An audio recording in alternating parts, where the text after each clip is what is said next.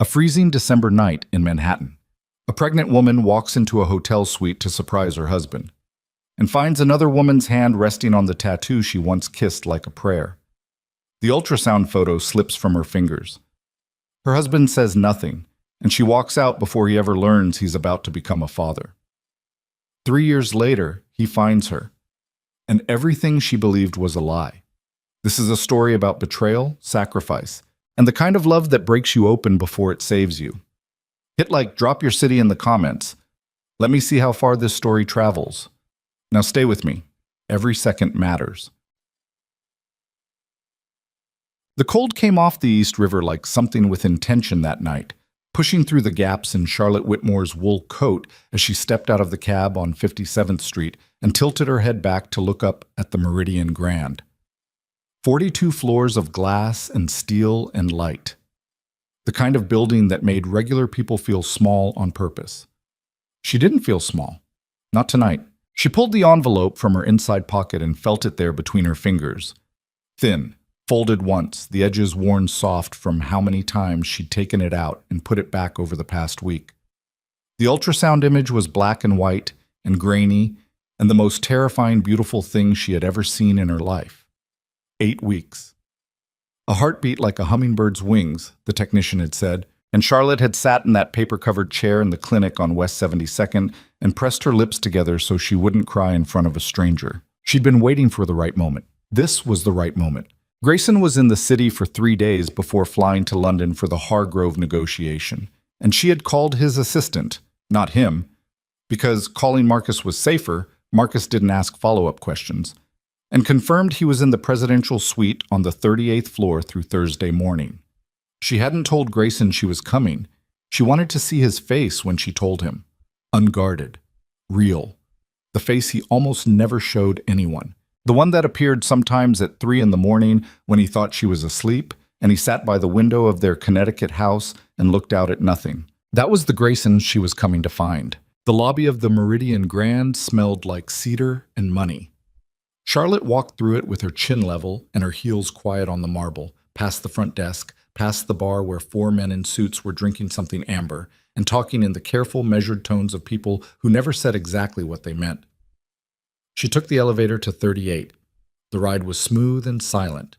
She watched herself in the mirrored doors, dark hair pinned back, cheekbones sharp from a week of barely eating because the nausea hit her hardest in the mornings and sometimes didn't quit until 9 at night.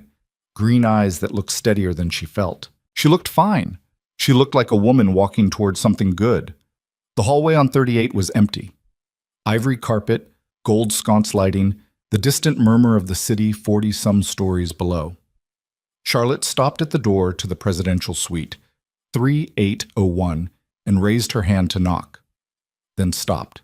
The door wasn't fully latched. A sliver of warm light leaked through the gap where the latch hadn't caught. And through that sliver came sound. Low music. A woman's laugh, soft and deliberate, the kind of laugh designed to be heard. And then a voice Charlotte recognized so completely it lived somewhere in her chest. Grayson's voice, low and even, saying something she couldn't make out.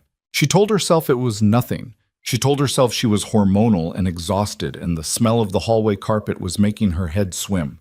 She told herself she would push the door open and Grayson would be on the phone, or meeting with someone from the London team, or doing any one of 100 things that explained a woman's laugh at 11:15 on a Tuesday night. She pushed the door open. The suite was all dark wood and amber light, and the Manhattan skyline spread across the floor-to-ceiling windows like something from a painting she'd once authenticated for a client in Prague. The bottle of Macallan on the sideboard. The 2 glasses. The woman sitting close to Grayson on the long cream sofa, close enough that her shoulder pressed into his arm, close enough that her right hand rested on his chest. On the tattoo beneath his collarbone, the one Charlotte had traced with her fingertip on their wedding night in a rented house on the Cape while he slept, and she thought about how terrifying it was to love someone that much. The woman was looking at Grayson's profile when Charlotte pushed the door open. Then she turned. She was beautiful. Of course she was beautiful. Dark hair, pale skin, a red dress that suggested she'd dressed for something specific. Charlotte didn't know her, didn't recognize her. That was somehow worse than recognizing her would have been. Grayson turned a half second after the woman did. His eyes found Charlotte across the room. Gray eyes, the same gray that Charlotte had spent 8 weeks thinking about in the context of a baby's face, wondering if their child would inherit them. He said nothing. The woman said nothing. Charlotte's fingers loosened. She didn't feel them go. She didn't feel anything except a strange high ringing in her ears and a sudden awareness of the envelope in her hand. The envelope she'd held carefully for a week. The one with the grainy black and white image of something the size of a raspberry that already had a heartbeat like a hummingbird's wings. The envelope dropped. The ultrasound image slid out when it hit the marble at the edge of the carpet, face up, clearly visible from across the room. Grayson's eyes went to it. His expression shifted, some tightening around the jaw, something moving through the gray of his eyes that Charlotte could not read and did not wait to try. She turned around. She walked back out through the door she'd come through. She pressed the elevator call button once, waited the 12 seconds it took for the car to arrive, stepped inside, watched the mirrored doors close on her own face. She looked nothing like a woman walking towards something good. In the lobby, she walked past the cedar smell and the amber drinking men without seeing any of it. Outside, the cold hit her again, but she didn't feel it. She walked half a block, then stopped at a trash can on the corner of 57th and 6th, and stood there for a moment with one hand braced against it while her body decided whether it was going to let her fall apart on a Manhattan sidewalk. It didn't. Her body had always been practical that way. She hailed a cab, gave the driver her address in Midtown, sat in the back and looked out the window at the city sliding past, and did not cry. She did not go back to the suite that night. She did not call Grayson. And by the time Thursday morning came and his flight lifted off toward London, Charlotte Whitmore was already gone. She did not leave impulsively. That was the part people would never understand, the ones who heard the story later in fragments and assumed she'd acted out of pure raw grief. She hadn't. She had gone back to their Midtown apartment that night, moved through it slowly, sat at the kitchen table with both hands flat on the surface for a long time. She had made tea she didn't drink. She had sat in the dark bedroom and looked at the nightstand on his side. The half-finished book, the watch he'd left behind, the single photograph in a plain silver frame that she'd taken on a beach in Montauk 2 summers ago. Grayson standing at the waterline with his jacket off and his sleeves rolled and the light doing something unusual to his face, making him look like a man who had nothing to fear. She had thought about that photograph for a long time. Then she had gotten up and begun to make decisions. She was not naive. She knew what Grayson Hale was, had known it before she married him. Not every detail, not the full scope, but enough. She'd grown up in Old Greenwich, her father a patent attorney, her mother a woman who organized fundraisers and worried about appearances. And Charlotte had been the kind of girl who paid close attention to things other people chose not to notice. When she met Grayson at the Barfield Art Gala in Boston 6 years ago, she had been 27 and working as an independent curator, and she had noticed immediately that the men around him moved differently, that conversations shifted when he entered them, that he had the particular stillness of someone who had learned very young that the person who moves first loses. She had been attracted to that stillness, had thought for a time that she understood it. She understood it better now. What she knew about Grayson Hale, he had built his organization through the late 90s and early 2000s from a foundation laid by his father, expanding into real estate and private finance, and the kinds of arrangements that didn't get written down. He controlled significant portions of the city's underground economy, maintained relationships with several political figures who owed him more than they could comfortably repay, and had a reputation for absolute precision, not violence as a first resort, but as a very reliable last one. His legitimate holdings were real and substantial. His illegal ones were larger. What she knew about their marriage, it had been real. That was what made this unbearable. It had not been a convenience or an arrangement. Grayson had pursued her with a seriousness that had frightened her a little, this man who treated most things in his life like chess moves, but had looked at her across a gallery in Boston like she was the only fixed point in the room. They had dated for a year and a half before he proposed. The wedding had been small, 40 people, Cape Cod in September, and he had written his own vows and read them without looking down at the paper because he'd memorized them. She had believed every word. She believed in grief now instead.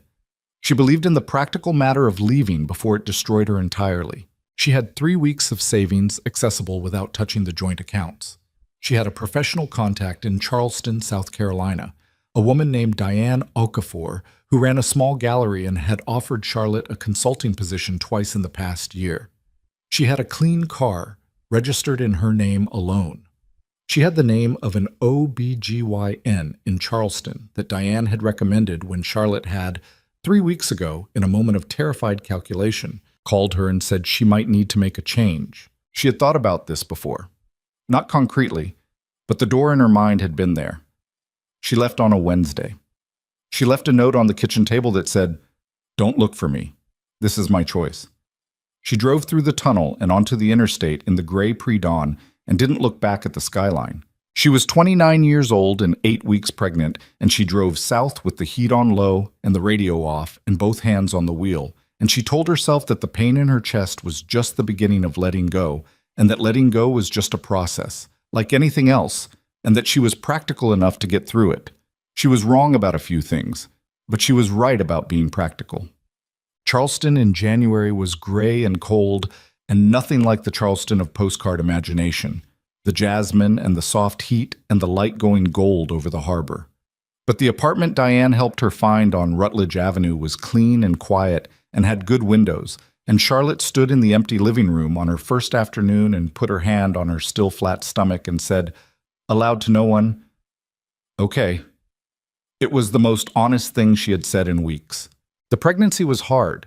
She vomited every morning from week 6 through week 14 with a consistency that felt almost personal, and she slept 10 hours a night and still woke up feeling like something had wrung her out.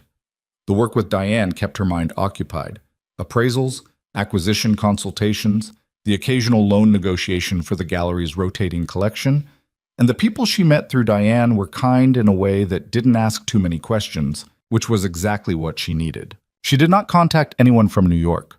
Not her mother, who would worry and want to come. Not her friend Priya, who knew Grayson socially and would feel obligated to say something. Not anyone. She got a new phone, a new number, a post office box for any mail that might matter. Grayson had resources she couldn't fully account for. She knew that. She had weighed it and decided the distance and the clean break gave her enough margin, at least for a while. She was not famous. She was not a public figure. She was a curator with a mid-level professional profile and a talent for disappearing into rooms without being remembered, and she used that now the same way she'd used it all her life. Ella was born in August, on a Tuesday, at the Medical University of South Carolina, 6 pounds 11 ounces. A tight-fisted, furious arrival that made Charlotte laugh and cry at the same moment because the baby screamed the second she hit air, just screamed with full-throated outrage, and Charlotte thought, "That's mine. That's absolutely mine." The eyes were gray. Of course the eyes were gray. Charlotte had expected it, had thought about it in the abstract, had prepared herself. And still the first time she looked into those gray eyes in the delivery room under those fluorescent lights, she felt something move through her that had no name. Something that was grief and love and fury all pressed together into a single unbearable moment. She named her Ella Rose, kept Whitmore as the surname, filed the birth certificate on a Friday afternoon in a county office building, and drove home with the baby sleeping in the new car seat and the windows down because the August heat in Charleston was serious, and the AC in her car made a sound that suggested it had ambitions beyond its capabilities. She built a life. It was smaller than the one she'd left, but it was hers in a way the other had never entirely been, and that mattered more than she'd expected it to. 3 years later, Charlotte was 32 years old, and had not thought about Grayson Hale in, she couldn't say honestly how long. That was not true. She had not thought about him with the raw, open quality she once had. She had processed it down into something smaller and harder, a stone at the bottom of a river, worn smooth. It was there, but you didn't feel it unless you reached for it. Ella was 3.5 and approximately exhausting in the way that 3.5-year-olds are exhausting. Ferociously verbal, emotionally mercurial, possessed of opinions about every aspect of her existence, including what cup her water came in and whether the seam of her left sock was touching her toe in the wrong way.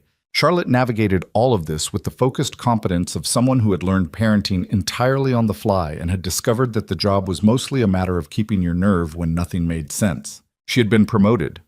Diane had made her co-director of the gallery 18 months ago, and Charlotte had grown it, brought in a Sao Paulo connection, negotiated a long-term loan from a private collector in Edinburgh, pulled together a spring exhibition of American mid-century works that had gotten a mention in an arts quarterly out of New York.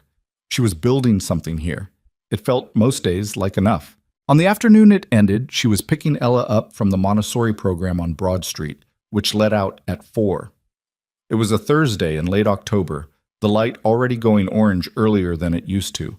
A line of oak trees down Broad, dropping leaves in a slow, patient way. Ella came out through the glass doors holding a drawing she'd made. A house, 2 figures. A large circle that she explained was the sun, but also possibly a moon. She hadn't decided, and Charlotte took it with the appropriate gravity and buckled her into the car seat and drove the 12 minutes home. The apartment was quiet when she unlocked the door. The afternoon light came through the windows at its autumn angle, making long rectangles on the wood floor. Charlotte put her bag down on the kitchen counter, started the kettle, turned around to check on Ella, who was already in the living room attempting to feed her stuffed rabbit a pretend meal of plastic vegetables. She went to put her coat in the bedroom. The photograph was on the bed. She stopped in the doorway. Her mind registered it before her eyes fully processed what it was. An object that had no reason to be there. A 5x7 photograph lying face up on the comforter. She walked to it slowly, as if speed might make it more real. It was a photograph of her and Ella. Taken from a distance, slightly compressed the way telephoto shots were, but clear. She recognized it immediately.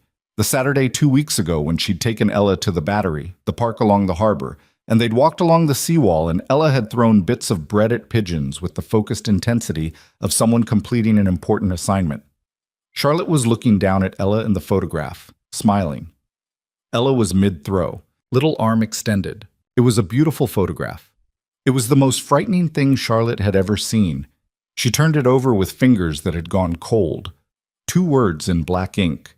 Neat, precise, the handwriting she would recognize anywhere because she had spent years watching it sign documents and write notes, and occasionally, in the early mornings when Grayson thought she wasn't looking, write something in a small leather journal that he kept locked in the bedside drawer. Found you. Her phone rang. She almost didn't answer. Her hand shook, crossing the room to where she'd left it on the nightstand. The number on the screen was one she didn't recognize. Not a New York area code, not any area code she could place. She stood and stared at it for 4 rings. She answered. Silence for a second. Just the quality of air on a line with someone breathing on the other end. Then his voice. Low and even and precise. The voice she had not heard in 3 years and 4 months. The voice she had believed she had dismantled inside herself piece by piece until nothing remained that could respond to it. She has my eyes. Charlotte did not speak. Her hand had gone white around the phone. Charlotte. A pause. Not impatient, just present the way he was always present, this absolute focused presence that she had loved and feared in roughly equal measure. I'm not calling to fight.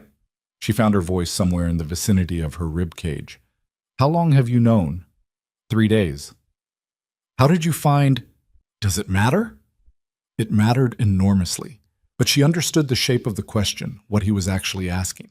Are we going to spend time on logistics or on what's real? I have to go.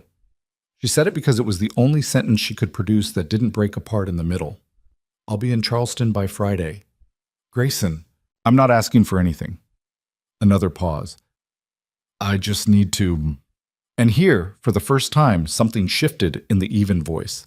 Something that sounded less like Grayson Hale, who ran the East Side's most careful criminal organization, and more like a person who had been walking in the dark for 3 years trying to find something he had lost. I need to see her.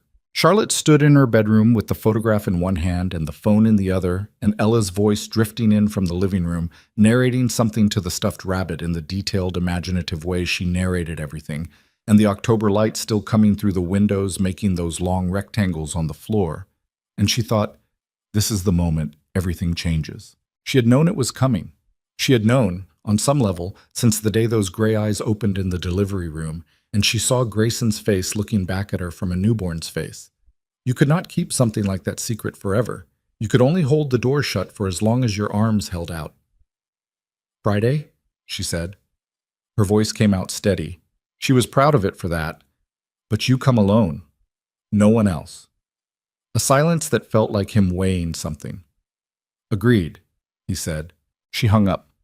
She stood completely still for a moment in the bedroom with the photograph and the phone and the sound of Ella's voice in the next room. And she breathed in through her nose and out through her mouth 3 times, the way her midwife had taught her 3.5 years ago in a Lamaze class that Grayson had been supposed to attend and had missed because of something that couldn't be explained. Then she walked into the living room and sat on the floor next to her daughter, and the stuffed rabbit, and the plastic vegetables, and she watched Ella arrange a pretend feast with the focused joy of a child who has no idea that the world is about to shift on its axis. "Mama," Ella said without looking up, "Bunny needs more carrots."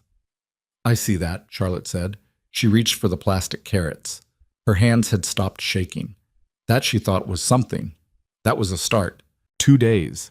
She had 2 days before Grayson Hale walked back into her life. And the only question that mattered, the question she had been asking herself for 3 years from every angle she could find, was whether the man who came through that door on Friday would be the man she had married or the man she had run from. She was not sure those were different people. She was not sure she was ready to find out. Friday came with a cold front pushing down from the Carolinas' interior, the sky pressing low and gray over the harbor. Charlotte sent Ella to Diane's house for the afternoon. Diane, who knew the broad outlines without the details, and asked nothing, the rarest kind of friend.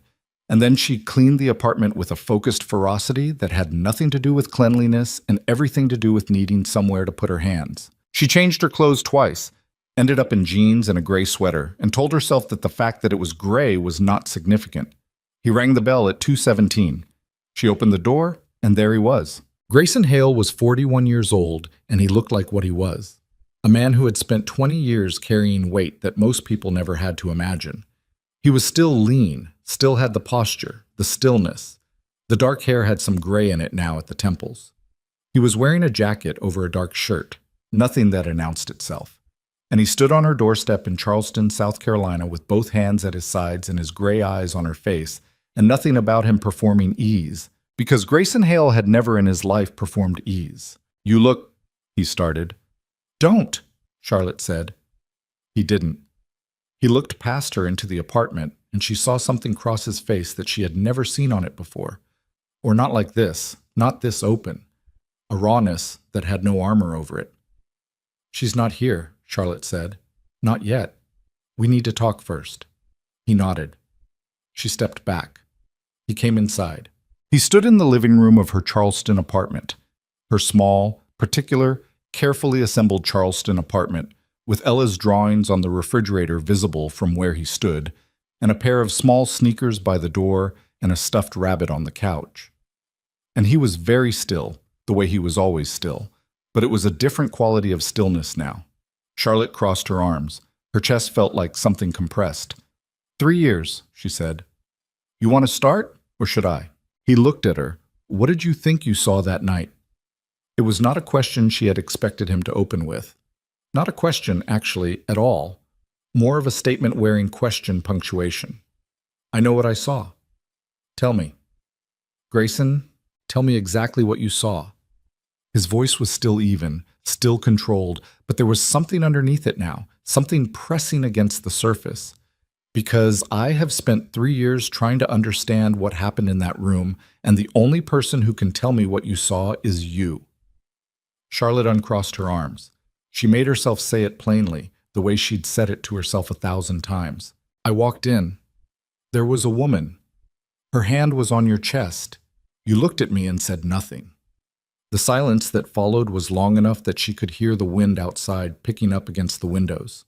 "Her name is Victoria Ashcroft," Grayson said. "Her father runs the Ashcroft Syndicate out of Philadelphia. She came to that suite uninvited. She drugged my drink." He said it flatly, without drama, the way he said everything. "I was not entirely coherent when you came through that door. I didn't understand what was happening fast enough. By the time I did, you were gone." Charlotte felt the words land, but could not in that moment assess them. Why would she? Because her father wanted access to the Hargrove negotiation. Because the fastest way to compromise me was to destroy my marriage. Because I was... A pause. His jaw tightened. Because I was someone worth destroying. Charlotte looked at him for a long time across the small distance of her living room. "I don't trust you," she said. Not cruelly, just as a fact. I know. I'm not going to take your word for this. I wouldn't ask you to. Outside, the wind moved through the oak trees on Rutledge Avenue, and the light shifted, and somewhere down the block a door opened and closed, and the ordinary afternoon continued without them. She has your eyes, Charlotte said finally, quietly, the thing she hadn't let herself say until now. You should know that before you see her. She has your eyes, and she's going to look at you, and she doesn't know who you are, and I have no idea how to...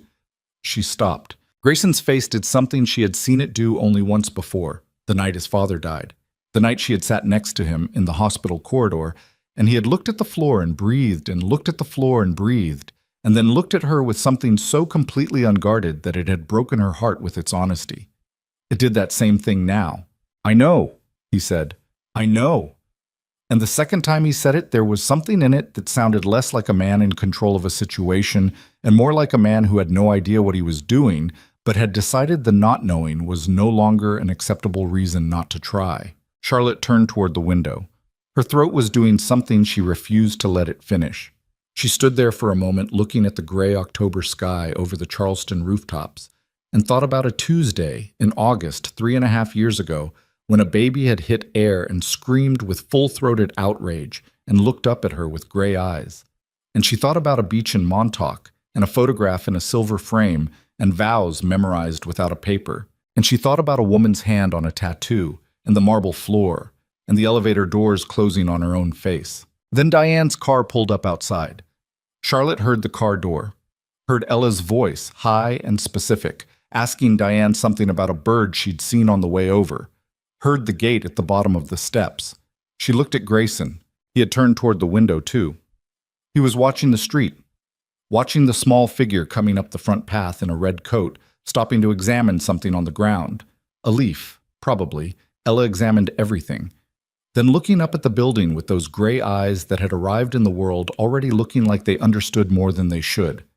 Charlotte watched him watch his daughter for the first time, and whatever she had believed about what came next, whatever she had prepared herself for, she was not prepared for what happened to his face. The stillness broke. Just for a moment. Just long enough. And somewhere underneath the grief and the fury and the 3 years of practical survival and the stone worn smooth at the bottom of the river, Charlotte felt something she did not have a name for yet. Something that was not forgiveness, not yet, not even close, but was perhaps the first crack in the wall that she had built to keep forgiveness out. Ella pushed open the front door downstairs. Her footsteps came up, and the world held its breath. Ella pushed open the front door like she pushed open every door, with her whole body, shoulder first, no hesitation. The way a person moves when they have not yet learned that the world sometimes pushes back.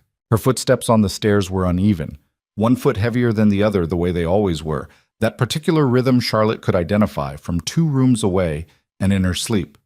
7 steps up. The landing, 4 more. Then the apartment door, which Charlotte had left ajar, swung open, and Ella came through it in her red coat with a leaf in one hand and her backpack hanging off one shoulder, and her gray eyes going immediately, instinctively, to the stranger standing in the middle of her living room. She stopped, not frightened. Ella was almost never frightened of strangers. She was, if anything, dangerously unbothered by them, a quality that kept Charlotte up at night in a different way than most things did. She stopped because she was assessing. 3.5 years old, and she assessed people the way Charlotte had once assessed paintings, looking for the thing underneath the surface, the place where the real intention lived. She looked at Grayson for a long moment. Grayson looked back at her. Charlotte stood between them and slightly to the side and did not breathe. "You have my eyes," Ella said. It was so direct, so completely without preamble, that Charlotte almost made a sound. Ella had said it the way she said everything, as an observation, a fact being filed, no performance attached to it. She held up the leaf she'd been carrying, a large brown oak leaf with one jagged edge, and examined it, then looked back at Grayson. "Mama has green eyes," Ella continued. "Mine are gray, yours are gray." Grayson crouched down slowly, deliberately, bringing himself to her level. He did it with the careful precision of a man who understood that fast movement spooked things worth keeping. His face was, Charlotte watched it, his face was doing something she had no framework for. Something that was not the stillness she knew, and not the rawness she had glimpsed a few minutes ago, but something else entirely, something that looked almost like a man learning a new language in real time. "They are," he said. His voice came out quieter than Charlotte had ever heard it. Ella considered this, looked at the leaf again, looked at him. "Are you my dad?" The word hit the room like a stone hitting water. Charlotte's hand found the doorframe beside her without her meaning it to. Grayson held Ella's gaze. His jaw moved once, a small controlled movement, and then he said, "Yeah, I am." Ella nodded. The way she nodded suggested this confirmed something she had already theorized. She walked past him to the couch, climbed up, and picked up her stuffed rabbit. "Okay," she said. "Do you want to see my drawings?" Charlotte let out a breath that had been sitting in her chest for approximately 3 minutes. Grayson straightened up slowly. He turned to look at Charlotte. His eyes were... She looked away. "I'll make tea," she said, because it was the only sentence available. "Ite bawash." Diane left after 10 minutes, pressing Charlotte's hand once at the door, with a look that said everything she wasn't saying out loud, and Charlotte stood in the kitchen and boiled water she didn't need and listened to Grayson's voice from the living room, low and careful, asking Ella about her drawings. Ella's voice explaining them, the house, the figures, the ambiguous circle that was still either the sun or the moon, the rabbit's name, which was Gerald, Gerald's preferred vegetables. It was the most surreal 20 minutes of Charlotte's life, and her life had contained some surreal minutes. She brought 2 mugs out and set one on the coffee table near Grayson, who was now sitting on the floor, actually on the floor, jacket still on, long legs bent, looking at a drawing Ella was holding up for him with both hands. He took the mug without looking away from the drawing.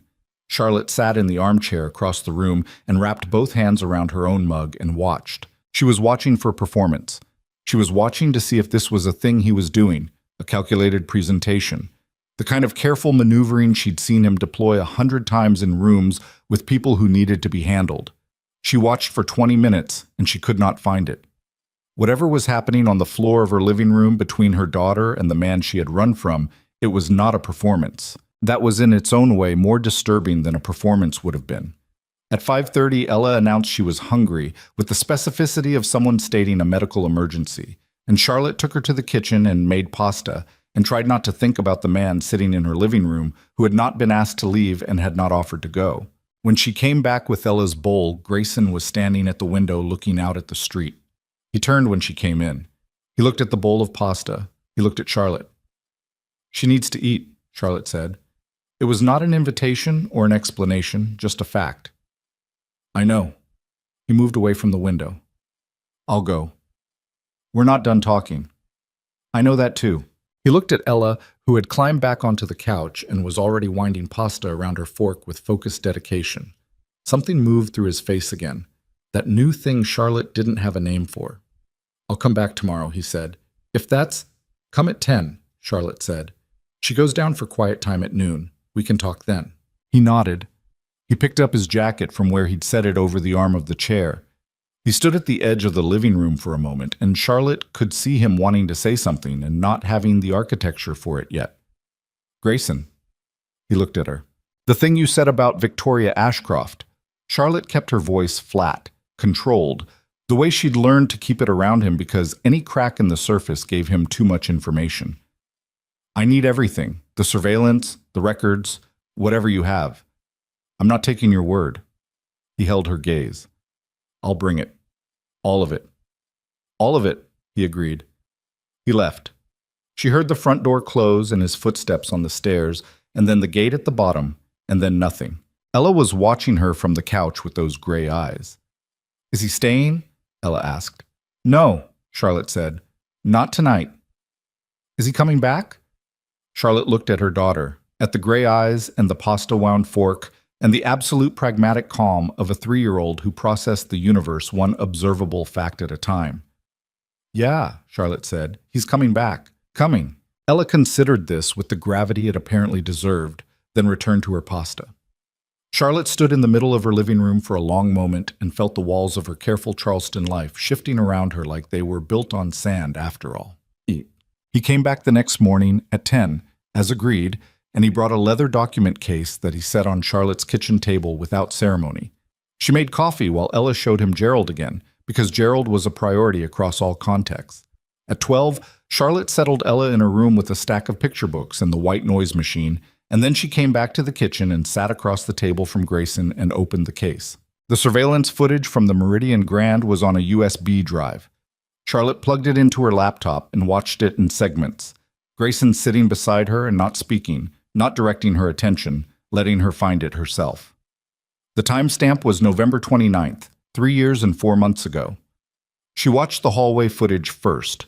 Watched a woman in a red dress, the same red dress, she recognized it like a cold hand on her shoulder, enter the suite at 9:44 p.m. Watched Grayson arrive at the suite at 9:51, 7 minutes later, which meant she had been inside before he arrived, which meant she had a key card or knew how to get one. She watched the lobby footage.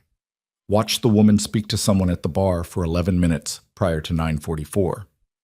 Watched a hotel employee, a bartender, hand her something small that could have been a room key or could have been something else. The angle was poor. It was enough. The financial records were in a separate folder.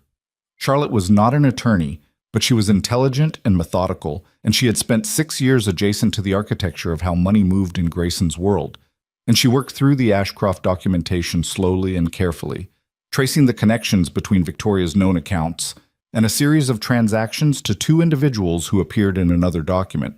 A statement from one of Grayson's associates, dated 8 months after the hotel incident, describing a conversation overheard between Victoria and her father in which the phrasing the Hale situation was used in the context of a discussion about access to a specific shipping arrangement. It took her 2 hours. Grayson drank 2 cups of coffee and did not rush her. When she closed the laptop, she sat with both hands flat on the table for a long moment. "This is real," she said. "Yes." "You didn't—" She stopped. The sentence she had been about to say was 3 years old, and it cost her something to say it out loud. "You didn't cheat on me." "No," Grayson said. "I didn't." The silence between them was not comfortable. It was the silence of 2 people sitting in the wreckage of something that had blown apart for a reason that turned out not to be the reason either of them thought, and understanding that this does not make the wreckage less real. Charlotte pushed the laptop to the side. She looked at him. "I want to be angry at you," she said. "I am angry at you, but I can't find the right place to put it anymore. You left before I could explain. You gave me nothing to wait for." Her voice came up fast and she let it, because she had been holding it below the surface for 2 hours and 2 years, and it needed somewhere to go. "That's the thing you don't seem to understand. You looked at me across that room and you said nothing. Nothing. You had seconds. You had the time it takes to walk across a room.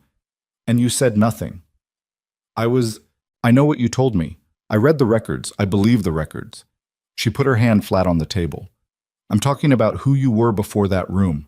The man who never explained anything, who kept every door locked, who treated me like I was something to be protected from the truth instead of someone you actually trusted." She breathed out. "That man existed before Victoria Ashcroft walked into your hotel suite." Grayson was very still. "You're right," he said. It was not the response she had been building toward. It knocked the air out of the prepared sentence she was reaching for. "I know," he said again, and the repetition was not evasion. She could hear the difference. It was a man looking at something that was true and not flinching from it. "I kept you at a distance because keeping people at a distance was the only way I knew how to— It was the only way anyone in my position survives long enough to—" He stopped. His jaw worked. "That is not an excuse. I'm not using it as one." Charlotte looked at him across the kitchen table in the flat late morning light, and she thought about the Charlotte who had driven south on the interstate in the gray pre-dawn 3 years ago, with her hands at 10 and 2 and her jaw set and her chest full of broken things.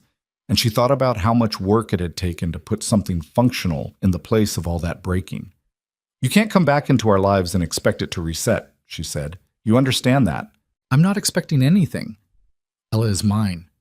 Whatever happens between us, she is mine first, and I will not—" "Charlotte," he said her name like it had edges. "I am not here to take anything from you. I am here because I have a daughter who doesn't know who I am, and I spent 3 years not knowing she existed, and I would like—" A pause, tight and controlled. "I would like not to lose any more time." She looked at him for a long time. Then we do this my way, she said. Slow, on her terms. You don't make promises to her you're not prepared to keep. You don't disappear. You don't let your other life bleed into this one. Something shifted in his expression at other life. About that, he said. Charlotte went still. There's something you need to know. He leaned forward slightly, elbows on the table, and his voice dropped into the register she recognized as the one he used when something was actually serious, when it was not negotiation or maneuvering, but the stripped-down truth. Victoria didn't stop at the hotel. After you left, after I understood what had happened, she moved on to the next phase. What does that mean? She spent the last 18 months building alliances, 3 other families, 2 independent operators with significant resources. She has been, he paused, choosing the word carefully. She has been constructing something, an organization of her own, using her father's connections as the foundation. And the primary target of that organization is the dismantlement of everything I built. Charlotte felt the cold start at the back of her neck and moved down. She wants your operation. She wants me removed from it, permanently or otherwise. His eyes held hers. And 3 days ago, before I flew down here, one of my people intercepted a communication that suggested she had found something she could use as leverage. Charlotte's hands had gone very still on the table. She knows about Ella, she said. Not a question. Grayson's jaw tightened. We don't know how much she knows. We know she has a name. We believe she has a location. The kitchen was completely silent.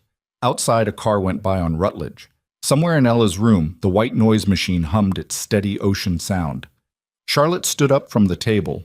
She moved to the counter and gripped the edge of it with both hands and looked out the window at the November sky and breathed in and out and tried to locate something solid. You brought this here, she said. Her voice was very quiet. You found us and you came here and you brought this with you. It was already coming. If I hadn't... Don't. She turned around. Her eyes were dry and her voice was level, and the fury underneath both of those things was something she could feel in the bones of her hands where they gripped the counter. Don't tell me what would have happened if you hadn't found us.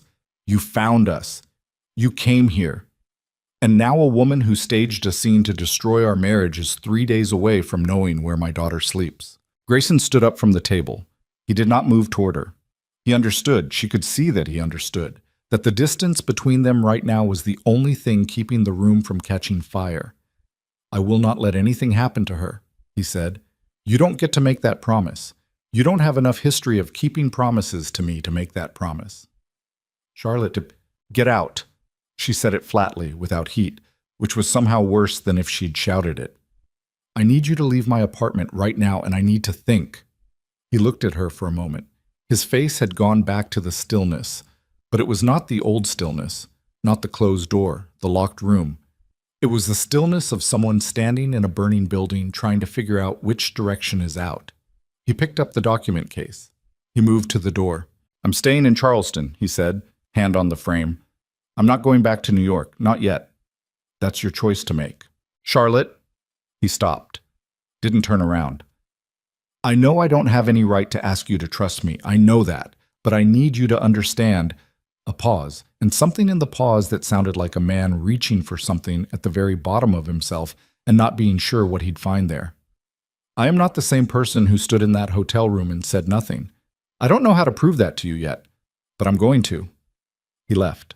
She stood in the kitchen and listened to the gate close and the street go quiet and the white noise machine humming from down the hall, and she thought about a woman named Victoria Ashcroft who had worn a red dress and rested her hand on a tattoo, and then spent 3 years building an army pointed at the man Charlotte had spent 3 years trying to stop loving. She thought about a photograph on her bed. Found you in black ink. She thought about her daughter's gray eyes looking at a stranger and saying, You have my eyes, with the flat certainty of a child who had already put the pieces together before the adults in the room had caught up. She pushed off the counter. She went to her laptop. She opened a new browser window and she typed a name into the search bar. Victoria Ashcroft. The first result that came up was a society page photograph from a Philadelphia charity event, 2 years old. A woman in a dark gown, dark hair, pale skin, photographed beside her father, a heavy-set man in his 60s with the look of someone who had spent his life being the largest thing in any room. Victoria was smiling at the camera. It was a careful smile, composed, the kind of smile that gave away nothing. Charlotte looked at that smile for a long time. Then her phone buzzed on the table beside the laptop. An unknown number, different from the one Grayson had called from 2 days ago. She stared at the screen. It buzzed again. She picked it up. "Miss Whitmore?" A woman's voice, smooth and unhurried, with a Philadelphia accent so faint it was almost not there. "I think it's time we spoke directly. Don't you?" Charlotte's grip tightened on the phone. Her eyes went to the hallway, to the closed door of Ella's room, to the sliver of light under it.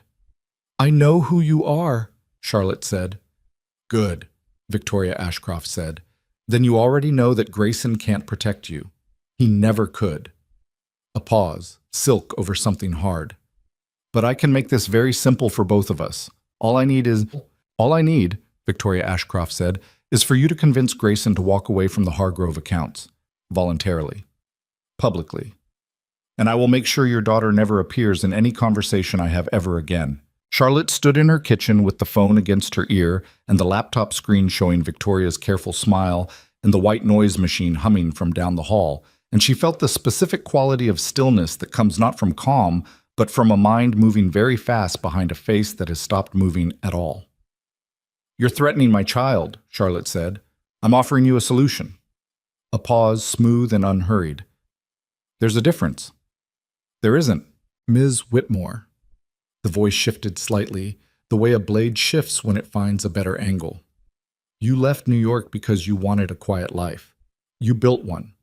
I respect that, genuinely. I have no interest in disrupting it. But Grayson came to your door and now you're inside a situation that was never about you."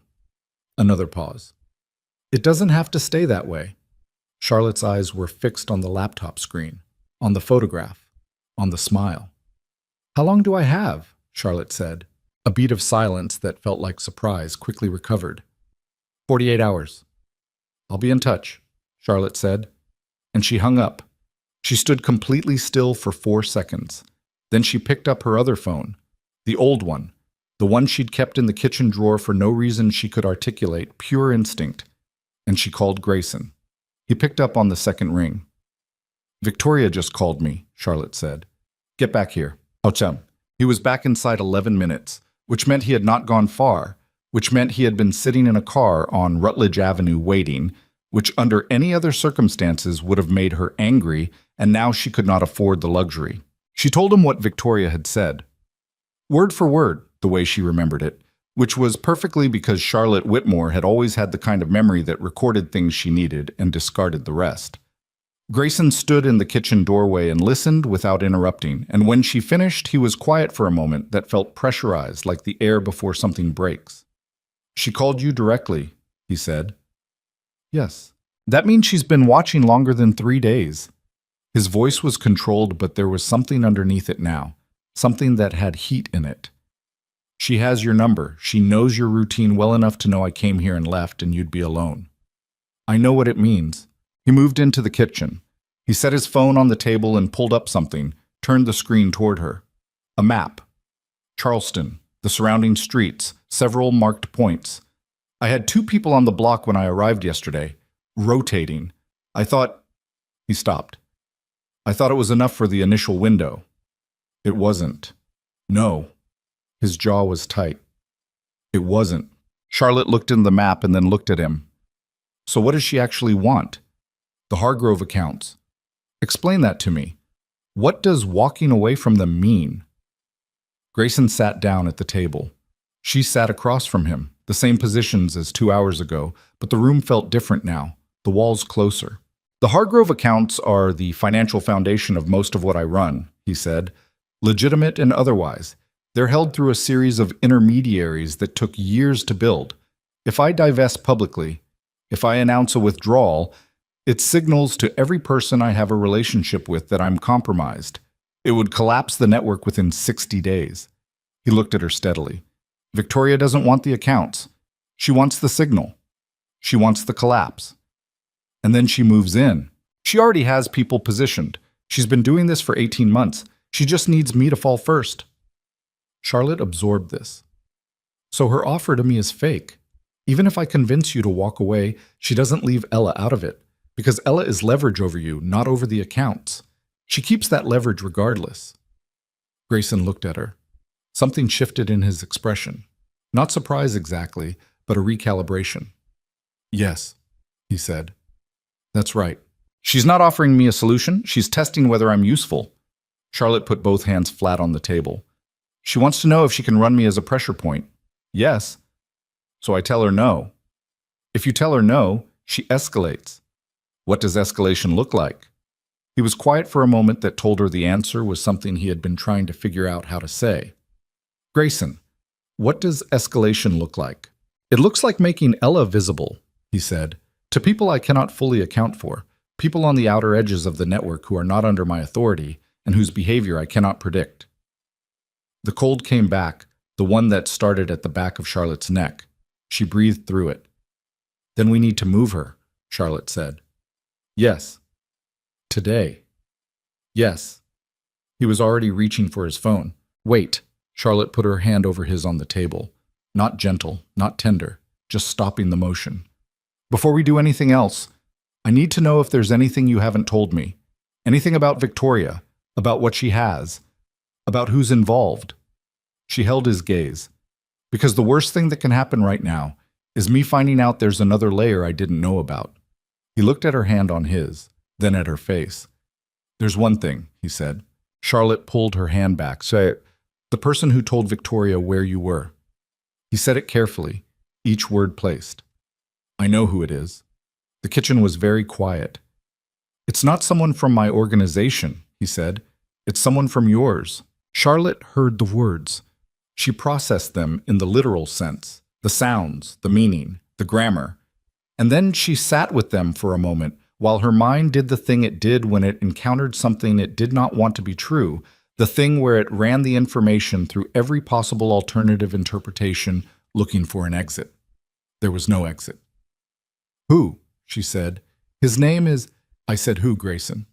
He looked at her steadily. Daniel Mercer. The name landed like a flat stone dropped into still water. Charlotte did not move. Daniel Mercer had been Diane's assistant for 2 years. He handled the gallery's logistics, shipping, insurance documentation, vendor contacts. He was 26, quiet, good at his job, the kind of person who occupied professional space without drawing attention to himself. Charlotte had given him access to the gallery's scheduling system 14 months ago. He knew her routine. He knew where she lived because he had driven a delivery to her apartment once, 8 months ago, a crated piece from a private collector that the shipping company had botched. He knew where Ella's Montessori program was because Charlotte had once asked him to reroute a delivery that conflicted with pickup time. She had never once looked at Daniel Mercer and seen anything other than a competent, unremarkable assistant. How long? She said. Her voice came out very flat. We believe 6 weeks. Grayson's voice was careful. We found a payment, indirect, 2 intermediaries, but it traces back to a holding company with known Ashcroft connections. It went into an account in his name 10 days before I located you. Charlotte stood up from the table. She walked to the counter. She gripped the edge of it. He was already watching before you found me, she said. We think Victoria located you independently approximately 2 months ago. She placed Mercer to confirm and monitor before deciding how to move. A pause. She was waiting to see if I would come. And when you did... She had her confirmation. Charlotte stared at the window, at the November gray. Her mind was running through every conversation she'd had near Daniel Mercer, every casual mention of her address, her schedule, Ella's schedule, the name of the pediatrician, the route she walked on Saturday mornings, the photograph on her bed. Found you. It had not been taken by someone who found her suddenly. It had been taken by someone who had been watching her for weeks, learning her, building a map of her ordinary life. Charlotte, Grayson's voice behind her. Don't. She held up one hand without turning around. Give me a minute. She took the minute. She breathed through it. She thought about Diane, who had recommended Daniel Mercer 2 years ago through a contact in the arts network, who had no reason to suspect anything, who would be devastated. She thought about every time she had felt safe in this city, in this apartment, in this life she had built out of the pieces of the old one. And she thought about how safety was sometimes just ignorance at a comfortable temperature. Then she turned around. "We move Ella today," she said. "I know where. There's a house outside Somerville, a woman I know, completely outside any professional network. No connection to the gallery or to New York. She has a farm. Ella has been there once. She likes it." Grayson nodded. "I pack one bag for each of us. We leave in an hour." She looked at him. "And you call whoever you need to call to deal with Daniel Mercer. Not—" She stopped. "I want him gone from the gallery. I don't want anything else. I want him gone, and I want Diane told he's gone, and I don't want her to know why because she'll blame herself, and she doesn't deserve that." "Understood. And then you tell me everything. Every piece of what you know about Victoria's operation, everything you've been holding back because you thought you were protecting me." Her eyes held his and didn't move. "Because that ends right now. You want to be in our lives. You tell me everything. The whole shape of it. I make my own decisions." Something moved through Grayson's face. Something that was not the calculation she expected, but something that looked more like relief. The strange relief of a person who has been carrying a secret so long that being seen through it feels like setting down weight. "All right," he said, "then start talking. You have 50 minutes while I pack." She listened while she moved through the apartment. Ella's room first, the small red backpack, clothes for 4 days, Gerald the rabbit, the drawing pad, and crayons because Ella without drawing materials was a specific kind of problem. Her own room next, the go bag she had maintained since Ella was 8 months old because she was Charlotte Whitmore and she had grown up adjacent to enough instability to understand that being prepared was not paranoia, it was arithmetic. Grayson stood in the hallway outside Ella's room and talked. He talked about Victoria's father, Edmund Ashcroft, and the shipping routes that ran through his operation, and the 3 families she had brought into alignment over the past year and a half, the Morello Group out of Baltimore, a West Coast independent named Crane, and a financial operator in Miami whose name Charlotte didn't know, but whose profile Grayson described in enough detail that she could see the shape of the machine Victoria had built. It was not an empire yet, but it was a siege engine. It had been designed for one specific purpose. "She's not going to back off," Charlotte said from inside Ella's closet, pulling out the waterproof boots. "Even if you gave her what she wants, you understand that." "I know. Because what she wants isn't the accounts. It's the removal. It's what happens after the removal." She came out of the closet, looked at him. "She wants to be what you were." "Yes." "And we're—" She stopped, chose the word carefully. "Ella and I are the cleanest lever she has on you." "Yes." Charlotte put the boots in the backpack, zipped it, set it by the door. "Then we have to stop thinking about this as something we can outrun," she said, "because she built this to move with us, wherever we go, whatever we do." She straightened up and looked at him in the narrow hallway of her apartment, the apartment that had been her refuge in her rebuilt life and was now a location that a woman in Philadelphia had on a map somewhere. "We can't run from this." Grayson looked at her. "I know that too." "So what's the actual move?" He was quiet for a moment. "The actual move is to take apart what she's building before she finishes building it. The Morello connection is the weakest link. It's a recent alliance. There's a financial dispute underneath it that she papered over. If that falls apart, the whole coalition loses its eastern anchor." "How do you break it?" "I make Morello a better offer. Not money. Morello has money. I give him the thing he actually wants, which is a legitimate exit from the business he's in. I have the connections to facilitate that. Victoria doesn't." Charlotte absorbed this. "And Crane, and the Miami operator. Crane follows Morello. They've worked together for 8 years. And Miami—" He paused. "Miami is a problem I need to look at more closely. How long does all of this take?" "Well, weeks, maybe longer. And in the meantime, you and Ella are somewhere Victoria can't confirm. I work from here. I don't go back to New York." Charlotte looked at him for a long moment in the hallway light. "You're talking about dismantling your own operation," she said. "Not an accusation, just a recognition." "Parts of it. That's not a small thing." "No," he said. "It isn't." She looked at his face, the gray eyes, the jaw, the faint lines around his eyes that hadn't been there when she'd married him. She thought about the man who had built his organization piece by piece over 20 years, who had never voluntarily given up anything, whose entire architecture of survival was built on the principle of holding what you had. She thought about what it cost him to say what he'd just said. She picked up Ella's backpack and her own and moved toward the living room.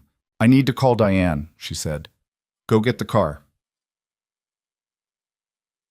She woke Ella from quiet time at 1:15, 20 minutes early. Ella surfaced from sleep the way she always did. Not gradually, but all at once, immediately verbal. "Are we going somewhere?" Ella said, clocking the backpacks by the door with those observant gray eyes. "We're going to visit Miss Ruth's farm for a few days," Charlotte said. "Remember the chickens?" Ella's face went through several calculations. "Gerald comes." "Gerald is already in your bag." "Okay." Ella sat up, satisfied. Charlotte helped her with her shoes, the good ones, the ones with the Velcro, because laces were still a work in progress, and buttoned her coat and picked her up and held her for a moment longer than strictly necessary, Ella's warm weight against her chest and the smell of her hair and the total, ordinary, miraculous fact of her. "Mama," Ella said, not struggling but registering the extended hold. "I know," Charlotte said. "Almost done." She carried her down the stairs and out to the car where Grayson was waiting and buckled her into the car seat that Charlotte had transferred that morning. And when Ella looked across the back seat at Grayson in the driver's seat, she assessed him for a moment the way she had the first time. "You're coming to the farm?" Ella said. "For a while," Grayson said. Ella considered this. "There are chickens," she informed him. "I've heard," he said. They pulled out onto Rutledge. The November afternoon was gray and cold, and the oak trees had nearly finished dropping their leaves.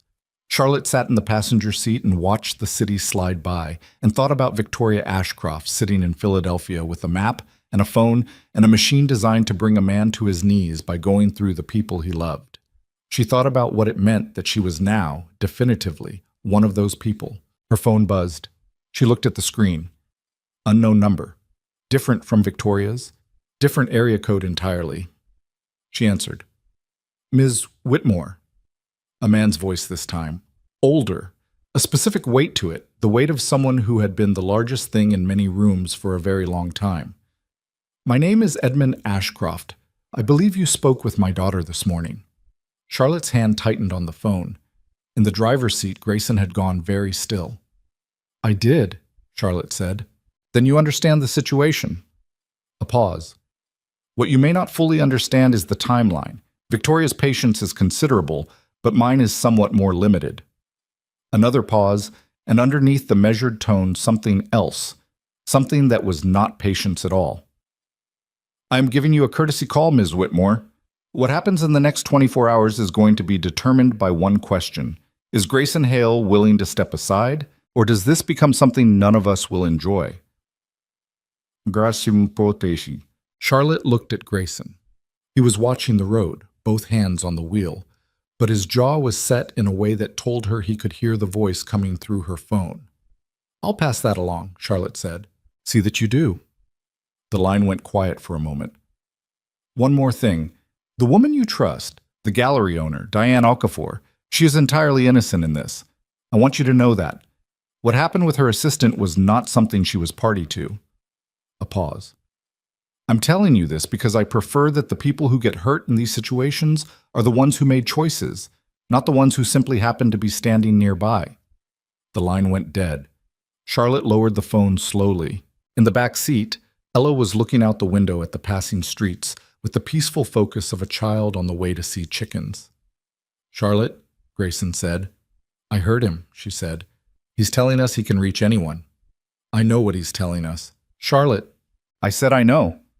She turned to look at him.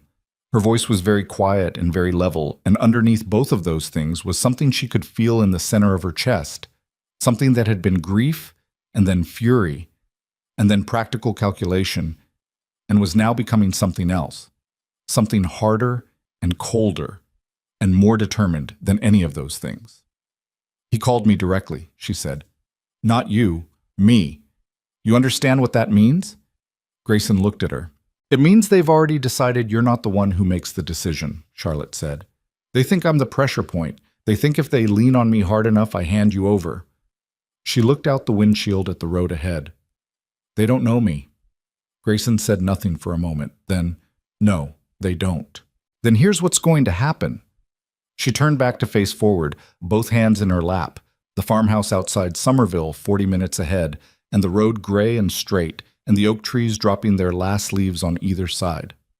We get Ella safe, and then you tell me exactly what I need to know to help you bring... We get Ella safe, and then you tell me exactly what I need to know to help you bring this down. Grayson looked at her for a half second. Not long, he was watching the road. But in that half second, something passed through his face that was not calculation and not relief and not the careful, controlled blankness she had spent years learning to read. It was something rawer than any of those things, something that looked like a man who had been fighting alone for so long he had forgotten what it felt like to have someone standing beside him. He looked back at the road. "All right," he said. The farmhouse outside Somerville was 41 minutes away, and they drove it in silence except for Ella narrating the window scenery in the back seat. A crow on a fence post, a field that had been harvested and left brown and open to the sky, a water tower she wanted to know the purpose of. Charlotte answered the questions on automatic, her voice steady, her mind running the geometry of what came next. Ruth Calloway was 63 years old and had the particular unhurriedness of someone who had lived long enough to understand that panic was rarely useful and almost never faster than calm. She had known Charlotte for 4 years. They had met at a community arts council meeting, the kind of meeting where nobody expects to make a real connection and occasionally does.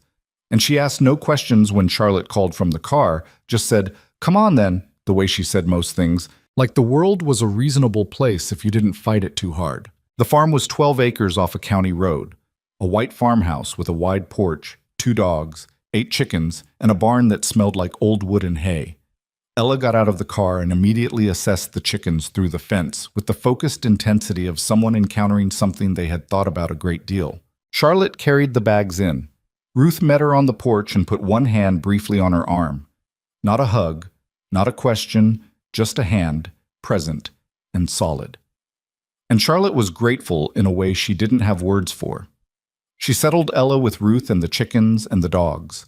She stood at the fence for a moment watching Ella crouch down to look at a brown hen through the wire, Ella's voice low and serious, conducting what appeared to be an interview. Then she went back to the car where Grayson was waiting. He had his phone out. He was already working.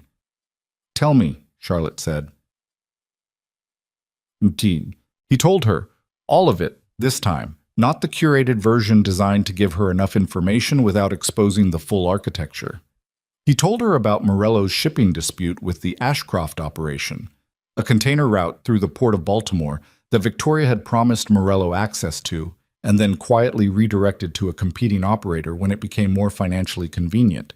Morello didn't know yet, or hadn't known until 48 hours ago, when one of Grayson's people had made sure he found out. "So Morello is already angry," Charlotte said. "Morello is furious. He put 2 years of goodwill into that alliance." Grayson scrolled through something on his phone. "I have a meeting set for tomorrow morning. Conference call.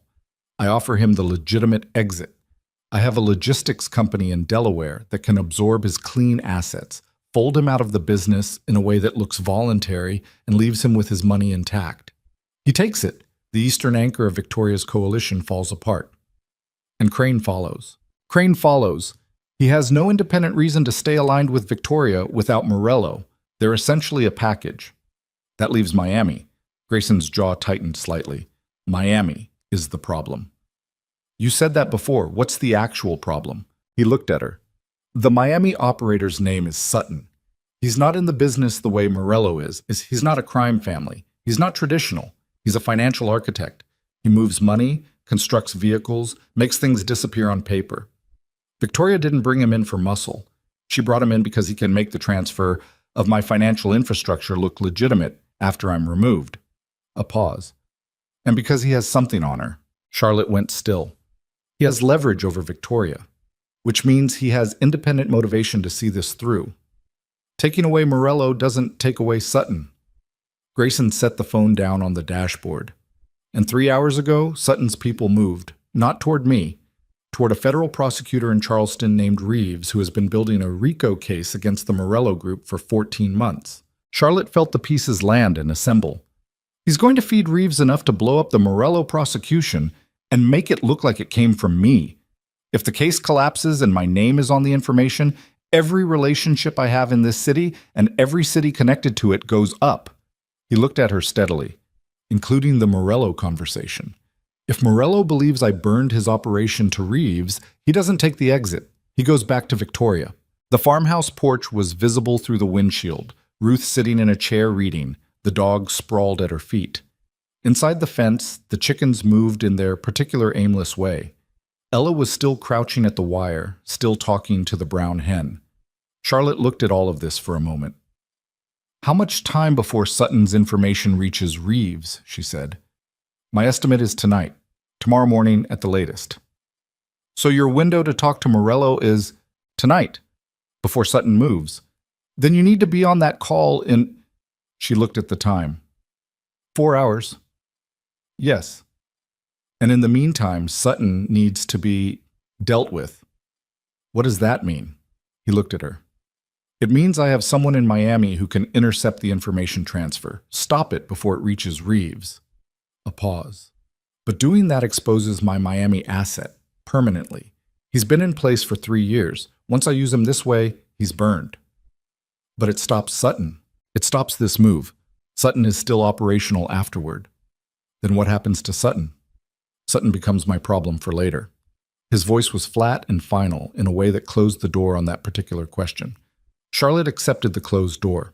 There were categories she was choosing not to open, and that was a choice she was making with her eyes open, and she understood the weight of it. "Make the call," she said. "Both of them. Miami first, then Morello." He was already picking up the phone. She went back to the porch.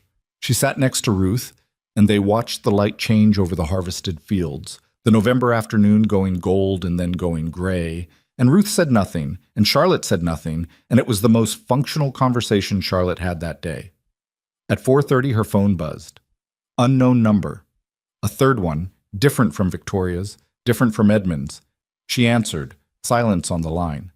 Then breathing. Then, "You need to leave the Callaway farm." A man's voice, young, strained, the voice of someone carrying more adrenaline than their body knew what to do with. "Who is this?" Charlotte said quietly. She stood up from the chair and moved to the far end of the porch. "That doesn't matter. What matters is that a car has been sitting on the county road east of the property for 2 hours. Gray sedan, 2 people. They're not with Grayson's team." A pause. "You have maybe 30 minutes before dark makes the road harder to move on." The line went dead. Charlotte was already moving back into the house. Grayson was in the kitchen on the phone with Morello, his voice low and controlled, in the middle of something she could see was delicate. She stood in the doorway and caught his eye and held up her phone and mouthed, "Car, East Road, 2 people." His eyes sharpened. He held up one finger, 1 minute, and she turned and went to the window over the kitchen sink that faced east and looked out at the county road through the leafless trees at the property's edge and waited. She saw it. Gray sedan, far enough back that it was almost just a shape between 2 trees, sitting still. Grayson was off the phone in 90 seconds. "Morello?" Charlotte said. "He'll take the call. 10 p.m. tonight." He was already at the window beside her, looking where she was looking. He was quiet for 3 seconds. "That's a rental plate." "How can you tell from here?" "The color. Enterprise uses that specific shade on Carolina plates." He pulled out his phone, made a call that lasted 20 seconds, said 3 things into it she didn't catch, ended it. "I have 2 people 6 minutes out." "That's 6 minutes." "I know." Charlotte turned from the window. Ella stays inside. Ruth stays with her. She looked at him. "What do we actually know about who's in that car?" "Nothing definitive. Sutton has people in the southeast. So does Edmund, independently of Victoria." His voice was very controlled, but she could see the tension in his neck, the set of his shoulders. "Could be surveillance. Could be a pre-positioning move before tonight." "If it's pre-positioning, then they're waiting for dark." "Yes." Charlotte moved to the hallway and stuck her head into the living room. Ella was on the floor with Gerald, apparently conducting a geography lesson using the couch cushions as terrain. Ruth was in the armchair across the room with her book, composed as a stone. "Ruth," Charlotte kept her voice even, "I need you and Ella to stay inside for a little while. Keep away from the windows." Ruth looked at her over the reading glasses. The look that said she understood considerably more than she was being told, and would be asking exactly nothing about it. "Come on then, Ella Bird," Ruth said. "Let's go see about those chickens from the back window." "We can see them from inside?" Ella said, immediately interested. "You can see most things from inside if you know which window." They moved toward the back of the house. Charlotte went back to the kitchen. Grayson was at the window, still watching the sedan. "It moved," he said, pulled up another 50 yards. Charlotte's heart rate, which she had been deliberately managing, kicked up a notch. "They're not surveillance anymore," she said. "No." He was already moving, going to the bag he'd brought in, unzipping it, and Charlotte didn't look at what he was taking out of it because she had made the decision about which categories to open, and this was not one of them. "I need you to stay in the back of the house." "I'm not—" "Charlotte." He turned and looked at her, and his voice was not a command, was not the cold control of the man she'd once watched clear a room with nothing but stillness and a look. It was something different, something that was close to frightened, which on Grayson Hale's face was so unfamiliar it was almost unrecognizable. "Please, stay with Ella." She looked at him for 1 second. "If your people aren't here in 4 minutes, I'm not staying put," she said. "That's not negotiable." He held her gaze. 4 minutes. She went to the back of the house. The 4 minutes lasted approximately 40 years. She stood in the back hallway outside the room where Ruth had taken Ella, and she listened to the front of the house with every piece of her attention she had. She heard nothing for 3 minutes and 40 seconds, which was somehow worse than hearing something. Then she heard a car on the gravel drive. One car, moving quickly. And voices outside, low and terse, and then another car on the road, and then a sound she felt more than heard. A door or a gate, and then silence again. Then Grayson's voice from the front of the house. "Clear." She came back to the kitchen. 2 men were standing near the front door. She didn't know them. They had the particular quality of people who were very good at being in rooms without drawing attention to themselves. Grayson was on the phone again. He looked up when she came in. "The sedan left when our people arrived," he said. "Didn't engage, just pulled out." "Testing the response time," Charlotte said. "That's what I think." His voice was tight. "Which means they now know we have coverage here, and they'll recalibrate. So this location is compromised. Not immediately, but by morning, we can't stay past morning." Charlotte looked at him. "Where then?" "I have a property outside Georgetown, on the coast." He watched her face carefully. "It's off book. Nothing connects it to me on paper, not to my name, not to the organization." "How confident are you in that?" "Confident enough to put Ella there." It was the right answer. Not because it was absolute certainty. She understood there was no such thing. But because it was the honest answer, the one that acknowledged limits without retreating behind them. "Okay," she said. "We move at 5 a.m. "Agreed." She looked at the 2 men by the door. "Are they staying tonight?" "Rotating shifts." "Good." She turned toward the hallway. Stopped. "The Morello call is at 10. I'll take it from here. I want to be in the room." He paused. "Charlotte, I want to understand the shape of what we're doing, all of it." She held his gaze. "You wanted me to trust you. Trust works in both directions." A long moment, then, "All right." At 10 p.m., Charlotte sat at Ruth's kitchen table across from Grayson and listened to him talk to a man named Morello for 51 minutes. She listened to Grayson offer him a clean exit from a life that was going to collapse on him regardless, offer it in language that was specific and detailed and not sentimental, not a favor, but a transaction. This for that. Here are the terms. Here is what it costs me to give them to you. Here is what it costs you not to take them. She watched Grayson work. The stillness of him, the precision, the complete absence of wasted motion, physical or verbal. She had seen it before, across different tables in different rooms, and she had always understood it intellectually, the way it was a kind of mastery. But sitting in Ruth Calloway's kitchen, with the night pressing against the windows, and her daughter asleep 20 feet away, and a gray sedan somewhere out there recalibrating its next move, She understood it differently. This was who he was. The same capacity that had built the organization could dismantle it. The same precision that had once been directed at accumulation was now being directed at something else, at something she had told him mattered more. Morello took the exit. Grayson ended the call and set the phone down and looked at the table for a moment without speaking. "Crane," Charlotte said. "He'll follow by morning. My people will make contact at 7. "And Sutton?" His face closed slightly. "Miami moved tonight. My asset intercepted it. Sutton's information didn't reach Reeves. But Sutton knows he was intercepted." "Yes." "So he knows you have someone in Miami." "Yes." "So he moves to something else." "Yes." Grayson looked up at her. "Sutton is the last piece, and Sutton is the one that's going to require something I haven't—" He stopped, picked his words. "Something you haven't asked of me yet," Charlotte said. He looked at her. "What does he want?" she said. "Sutton. Underneath all the financial architecture and the leverage, what does he actually want?" Grayson was quiet. "Grayson, he wants out of the Ashcroft arrangement," he said finally. "He took it because Edmund came to him with money and pressure in roughly equal amounts. He is not a loyal operative. He's a mercenary with a specialty." He looked at her steadily. "And the thing he wants more than money is a specific kind of protection, federal protection. A guarantee that the RICO exposure from the Morello work doesn't land on him." Charlotte was very still. "You're talking about approaching a federal prosecutor."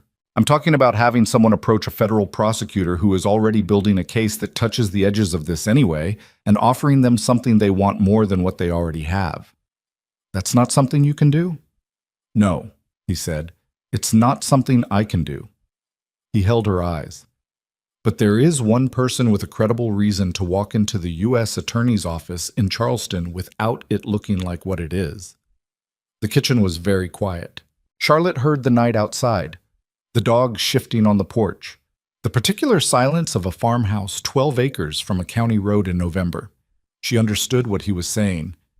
"You're asking me to be your back channel to a federal prosecutor," she said. "I'm asking if you're willing to be." He did not look away. "Not as a favor. Not because I'm asking. Because it's the only move that closes this completely, and you understand it better than I do, and because—" A pause, and underneath the precision, something that was not precision at all. "Because you are the only person in this situation that I would trust to walk into that room and tell the truth without flinching." Charlotte looked at him across Ruth Calloway's kitchen table for a long moment. The man she had left. The man who had come back. The man who was sitting here at 10:45 p.m. in a farmhouse outside Summerville, South Carolina, asking her to carry something she had no obligation to carry, and not pretending otherwise. "If I do this," she said slowly, "if I walk into that office, my name is on this. Permanently. Yes. My name, and by proximity, Ella's name. Charlotte, I'm not saying no." Her voice was steady. "I'm saying I need you to understand what you're asking." He was quiet for a moment that felt like a man weighing things he had no scale for. "I understand it," he said, "and I am not asking you to do it. I am telling you it is an option. The decision is yours." She looked at the table, at her own hands on it. She thought about a gray sedan on a county road and a phone call from a man named Edmund Ashcroft, who had promised that innocent people wouldn't be hurt while running an operation designed to produce exactly that. She thought about Daniel Mercer reporting her schedule for 6 weeks.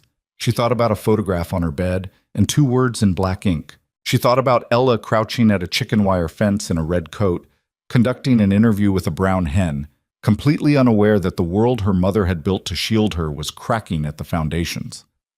Charlotte looked up. "I need the prosecutor's name," she said, "and I need everything you have on Sutton, every piece, presented in a way that a federal attorney can use." Her voice was flat and precise and had no hesitation in it. "And I need to do this tomorrow, before Victoria figures out that Morello is gone and moves to whatever her contingency is."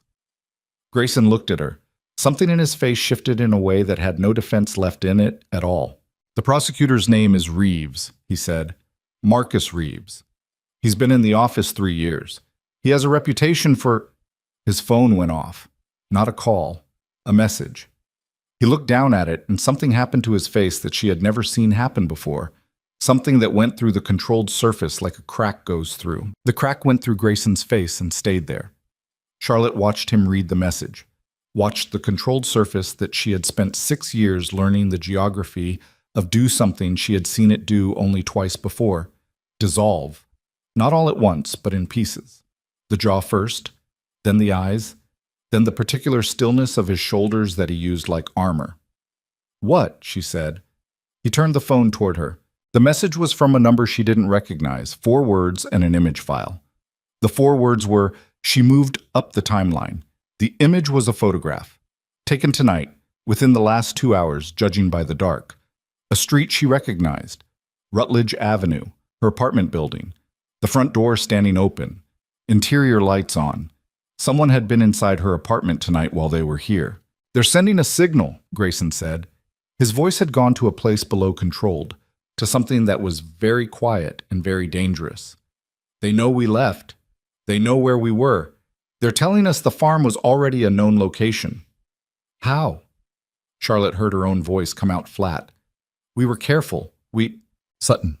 He was already standing, already moving. "The financial architecture. He tracks asset movement. The property in Georgetown I mentioned tonight. I mentioned it to you inside a house with a phone that has been in range of—" He stopped. His jaw tightened to the point of white. "My phone. My own phone." Charlotte understood immediately.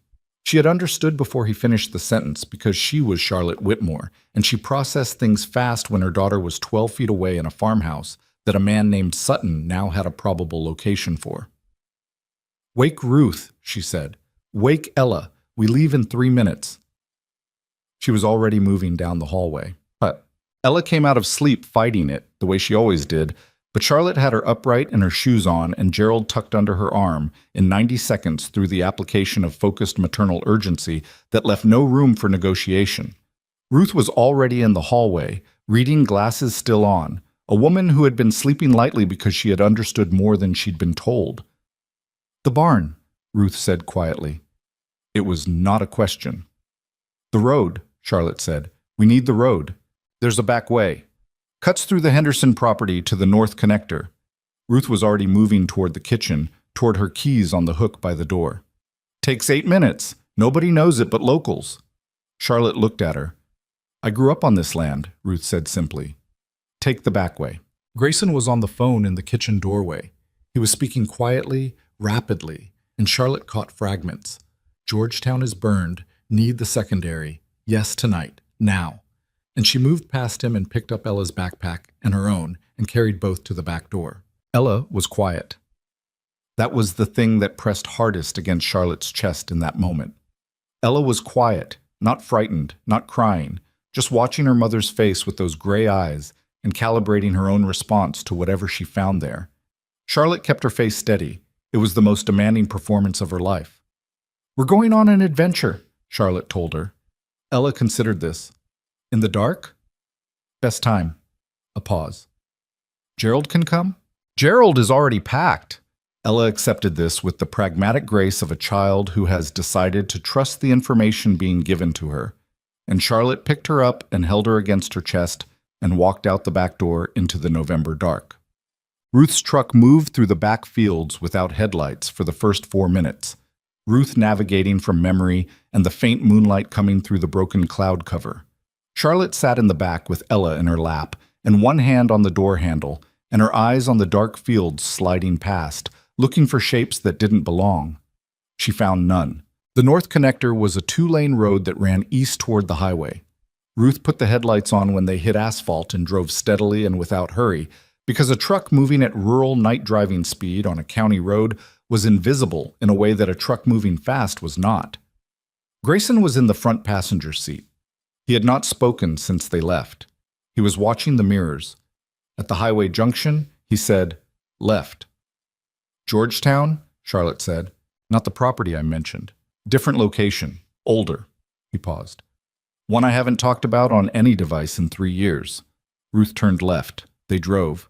Ella fell back asleep somewhere around the 40-minute mark. The particular dead weight of a child who has decided the situation is being handled by adults and relinquished consciousness accordingly. Charlotte held her and watched the highway, and felt the night moving past the windows, and thought about Marcus Reeves, federal prosecutor, and what she was going to say to him tomorrow morning. She thought about it not as a problem, but as a task. She had spent her professional life walking into rooms where the power dynamics were complicated, and the thing being negotiated was never exactly what it appeared to be, and saying the precise true thing that shifted the room. That was what she was going to do. She was going to walk into a federal office building, and she was going to tell a prosecutor the truth. Not all of it, not the parts that didn't serve the purpose, but the true part, the part about what Victoria Ashcroft and Edmund Ashcroft and a man named Sutton had built, and what they intended to do with it. She was not going to protect Grayson from prosecution. That was not what she was doing. What she was doing was giving a federal attorney a larger and more valuable target than the one he already had. And the reason she was the right person to do it was that she had no criminal exposure and a professional reputation and a completely credible account of a woman and her child being threatened. She had spent 3 years being practical. She was going to use that now. The second property was a house on a tidal creek outside Georgetown, screened by live oaks, accessible by a road that appeared on no digital map Charlotte could find when she checked. Small, clean, the lights coming on automatically when Grayson entered a code at the door. The interior was spare and functional. Someone maintained it, clearly, but it did not look lived in. Ruth helped settle Ella on a couch with a blanket and then turned to Charlotte in the small kitchen and said, "I'll stay." "Ruth, you don't have to." "I know I don't have to." Ruth's voice was the same unhurried certainty it always was. "I'm staying." Charlotte looked at her. "Thank you." Ruth waved this off with one hand, the way she waved off most things that didn't need to be expanded upon. Charlotte went to find Grayson. He was on the back porch, standing at the railing, looking out at the creek. The moonlight was doing something to the water, making it go silver and black in alternating patches where the oak branches broke the light. Charlotte came to stand beside him, and they were both quiet for a moment, the kind of quiet that is not absence but presence, two people standing in the same silence. "The message you got tonight," she said. "What exactly does it tell us about her timeline?" "It tells us she was planning to move tomorrow evening. The apartment entry was reconnaissance, confirming we weren't there, confirming the location was clear for whatever she was setting up." He kept his eyes on the water. "Moving up the timeline means tonight's reconnaissance changed her calculation. She knows we have resources and we're mobile. She'd rather move fast and accept more risk than give us more time to dismantle what she's built." "Morello," Charlotte said. "She'll know by morning. She has people close enough to Morello to know when he makes a move." A pause. "Which means she moves before morning." The creek made its small night sounds. Something moved in the water, a fish or a current shift. "She's going to come after you directly," Charlotte said. "Not through leverage anymore. Directly." "Yes." "Where?" He was quiet. "Grayson, where is she going to come? She has one address that she's confident is operational, my New York office." He looked at Charlotte. "I have 3 people there. Call them." "Already did. They're moving." He looked back at the water. "But if she's burning the timeline, she may have other moves I haven't mapped yet. Sutton gives her financial intelligence. I don't know the full scope of what he's shared." Charlotte put both hands on the railing. The wood was cold and slightly damp from the night air. "I need to be at the federal building when it opens," she said. 8 a.m. "I'll drive you." "You can't be within 6 blocks of that building." A beat. "I know. I'll get you there and wait." She looked at him in the moonlight, at the gray in his hair and the lines around his eyes and the way he was standing. Not the posture of a man who ran things, not the managed presence she had known, but something more tired than that, more honest. A man standing on a porch in the middle of the night at the end of something that had cost everything it was going to cost. "If this works," she said, "if Reeves takes what I give him and moves on the Ashcrofts and Sutton, what happens to you?" He looked at her steadily. "I'm part of what I give Reeves." Charlotte was still. "Not the whole of it," he said, "but enough. Enough that he has something real. Enough that cooperating is a better outcome for him than not cooperating. And enough that it's—" He stopped. "Enough that it means something. You'd be exposed, selectively, with a framework that Reeves controls." He turned to face her fully. "I have an attorney who has been preparing for this contingency for 2 years. It's not immunity. It's a cooperation agreement that protects the most important things. What are the most important things? She said. He looked at her for a long moment in the Tidal Creek moonlight. You know what they are, he said. She did. She had known since the moment she opened the front door on a Friday afternoon and found him standing on her doorstep in a city he had tracked her to, standing with both hands at his sides and nothing performed about him. She looked back at the water. This doesn't fix the years, she said.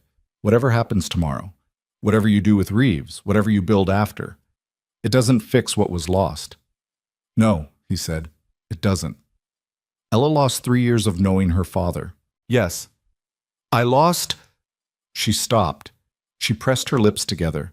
I lost the version of myself that believed in something completely. I don't know if I get that back. I know. His voice was very quiet. I'm not asking you to pretend otherwise. She turned to look at him. Her eyes were dry. She had processed too much in the last 72 hours for anything to have the energy to surface now, and what she felt instead was something below grief and below fury, something at the bedrock level, something that was simply true. I believe you didn't betray me, she said. I believe that now, completely. He held her gaze and didn't speak. And I believe you're trying to become something different than what you were. She paused. I can see the effort of it. I'm not blind to it. But, he said, not defensively, just but. But trying isn't the same as being.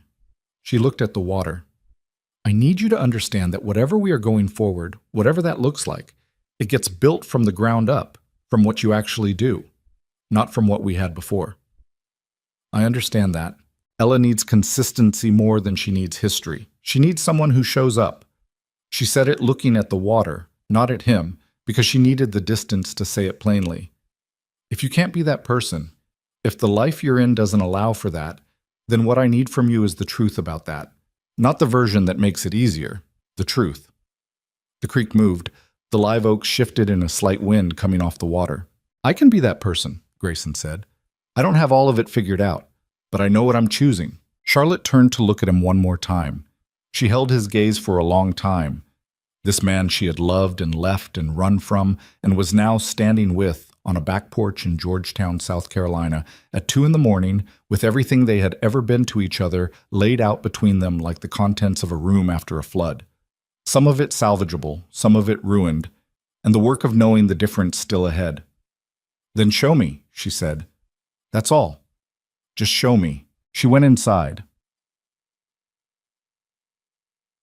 She was at the Federal Building on Meeting Street at 8:03 a.m. She wore the gray sweater and dark jeans she'd had in her bag, and she carried a leather folio that contained the documents Grayson's attorney had delivered to the Georgetown house at 6:15, a man named Carver, who shook her hand with the focused efficiency of someone who had been preparing for exactly this meeting for exactly as long as Grayson had said. Marcus Reeves was 44, lean, with reading glasses pushed up on his forehead, and the specific look of a man who had been doing this long enough to know that when something walks through the door unsolicited, it is either a waste of his time or the best thing that has happened to his case in months. He looked at Charlotte for approximately 30 seconds before deciding which category she fell into. She sat down across from him and she told him the truth. Not the whole truth. She was not naive, and she was not performing sacrifice. She told him the truth about Victoria Ashcroft's coalition, about Edmund Ashcroft's coordination, about a man named Sutton and his financial infrastructure, and the specific mechanism by which he had attempted to use Reeves' own RICO case as a weapon. She gave him the documents. She told him where the money moved and how and through whom. She told him that her daughter had been used as leverage. She said that with no drama and no performance, the way she said the most important things, flatly, precisely, with her hands still on the table, and her eyes level, and her voice carrying exactly the weight it needed to, and not 1 ounce more. Reeves listened. He asked 14 questions. She answered 13 of them completely, and one of them with, I don't know the answer to that, but I can find out, which was more honest than most people who sat in that chair ever were with him, and he knew it. The meeting lasted 1 hour and 40 minutes. When she walked out of the building into the November Charleston morning, Grayson was in a car half a block away on the far side of the street. She walked to it and got in without looking around and sat in the passenger seat and looked straight ahead. He took it, she said. Grayson let out a breath. He's moving on Sutton first, today. She put the now empty folio on the back seat. The Ashcroft case will take longer, but Sutton's cooperation agreement makes Edmund Ashcroft's exposure significant enough that... She paused. Reeves thinks Edmund pulls Victoria back, cuts her loose to save himself. He would, Grayson said. Edmund has always valued survival over loyalty. Victoria loses her infrastructure, loses Sutton, loses the Morello alliance, loses her father's protection. Charlotte looked out the windshield at the morning street. It doesn't mean she goes away, but it means she doesn't have a machine anymore. A silence. And you, Charlotte said. Carver and Reeves. I meet with them tomorrow. His voice was steady. It'll take a few months to fully structure, but it moves. She nodded. They sat in the car on the meeting street block, and the morning went on around them. People walking, a delivery truck, a woman with a coffee, and a phone not looking where she was going, the ordinary, relentless continuation of the world. I need to get back to Ella, Charlotte said. I know. He started the car. Benquito. The weeks that followed were not clean. Clean was not a thing available to them. Sutton was arrested on a Thursday, the news moving through the relevant networks like a cold current, quiet and definitive. The Morello withdrawal from Victoria's coalition became public knowledge within the week, and with it the beginning of what Reeves described to Charlotte in a follow-up call as a very accelerated unraveling. Edmund Ashcroft, faced with his own exposure, did exactly what Grayson had predicted.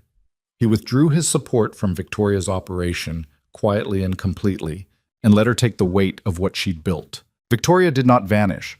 She was not arrested, not immediately. The case against her directly was slower to build, but her machine was gone, her alliances dissolved, her leverage evaporated, and she was left standing in the architecture of something she had spent 18 months constructing that had come apart in 72 hours. Charlotte learned this over time, in pieces, through Reeves's office and through Grayson, and through the particular silence that settles when a threat recedes, not all at once, but gradually, like a tide going out, the waterline dropping inch by inch, until one morning you look up and the shore is clear. Grayson stayed in Charleston. He did not make a production of it. He found a rental house on the east side of the peninsula, a narrow 3-story with a small garden, and he began the process of making himself a person in a place in the quiet, methodical way he did everything.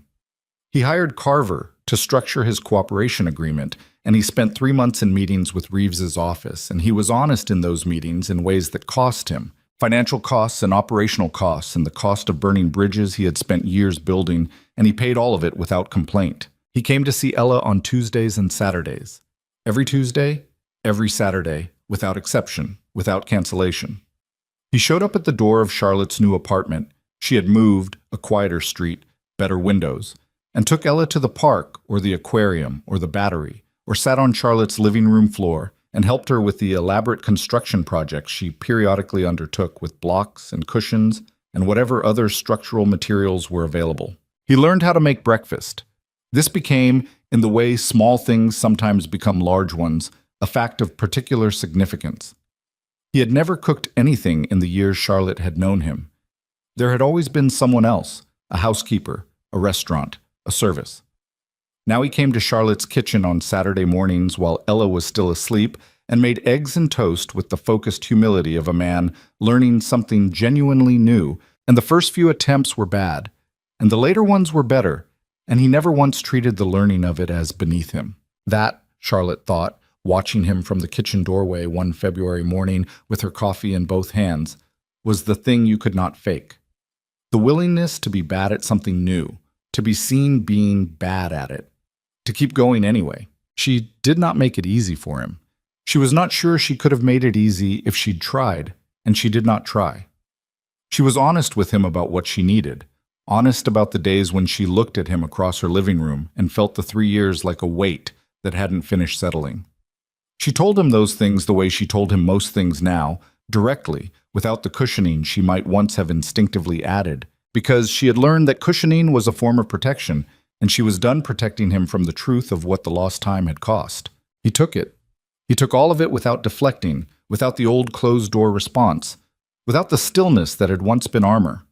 He had put the armor down somewhere between a hotel suite in Manhattan and a farmhouse outside Somerville and a federal building on Meeting Street, and whatever was underneath it was less polished and more present and considerably easier to trust. Spring came to Charleston and the jasmine opened on the garden walls, and the light went long and golden over the harbor in the late afternoons. On a Saturday in April, Charlotte came back from the farmer's market to find Grayson and Ella in the back garden. Ella was directing some kind of excavation project in the small patch of dirt at the garden's edge. Very serious about it, explaining to Grayson in precise terms where the digging needed to happen and why. Grayson was on his knees in the dirt with a small spade, following instructions with the same focused precision he brought to everything. And there was dirt on his jeans and on the knee of what had been a good jacket, and he was not looking at the jacket. Charlotte stood at the garden door for a moment and watched them. Ella said something she couldn't hear. Grayson's response made Ella laugh. A real laugh, full and surprised. The laugh that meant something had genuinely caught her off guard. And Grayson looked up at the sound of it with a face that had nothing guarded in it at all. Charlotte went inside and put the market bags on the counter and stood at the kitchen window and looked out at the garden and felt something move through her that was not forgiveness exactly. She had decided forgiveness was too large and too complete a word for something that happened in stages, that was not an event, but a process, not a door opening, but a tide coming in, but was perhaps the thing adjacent to it, the thing that came just before. She opened the back door. "Ella," she said, "lunch in 20. "We're excavating," Ella said without looking up. "You can excavate after lunch." A pause filled with calculation. "Can Dad come for lunch?" Charlotte looked at Grayson. He was looking at her, one knee still in the dirt, the small spade in his hand, the April light doing something to his gray eyes that was almost the same thing the Montauk light had done in the photograph she used to keep in a silver frame. He did not look away from her. She did not look away from him. "Yeah," Charlotte said. "He can come for lunch." 3 years later, the gallery had become something she was genuinely proud of. The spring exhibition had traveled to 2 other cities. She had hired a small staff and rebuilt the acquisition program, and turned down 2 offers from larger institutions in New York because she did not want to go back to New York, not because she feared it, but because Charleston was hers now in a way that mattered. Grayson built something different than what he'd had. Smaller, legitimate, a logistics consultancy that used the expertise without the apparatus. Work that was real and that he was good at in the same way he had been good at everything. Methodically, completely. His cooperation agreement closed after 14 months.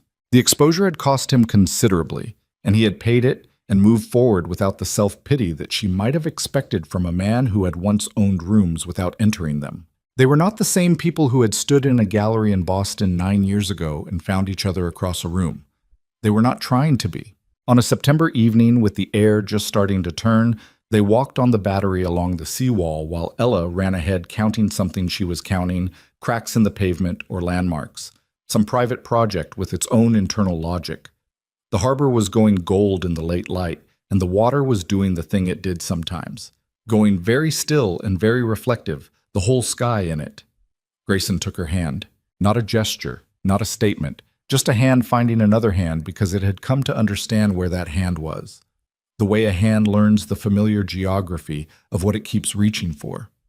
Charlotte looked at their hands and then looked at the water. She thought about a marble floor in a Manhattan hotel. She thought about a county road in pre-dawn and her own jaw in both hands at 10 and 2. She thought about a farmhouse and a tidal creek and a federal building and a garden in April and eggs that improved over time. She thought about everything a person discards and everything they carry and the long, slow work of knowing the difference. Ahead of them, Ella had stopped and was standing at the seawall's edge, looking out at the harbor with her hands on the railing, small and serious and absolutely present, her dark hair lifting in the water breeze. "Ella," Grayson called. "Not too close." Ella turned and gave him the look she reserved for instructions she found unnecessary, the look that was so completely his own face in miniature that Charlotte had to bite the inside of her cheek. "I know," Ella said. "I'm just looking." "What are you looking at?" Charlotte asked. Ella turned back to the water. "Everything," she said simply. Charlotte looked at the harbor in the September gold and felt Grayson's hand in hers and listened to the water against the seawall and thought, yes, that's the right answer. That's exactly the right answer. The light held a little longer than it should have. The kind of evening that doesn't know yet that it's ending. The kind that keeps going by slow degrees. The gold becoming amber, becoming the first soft dark. The city settling into itself, the water going quiet. They walked until the light was gone. And then they walked home.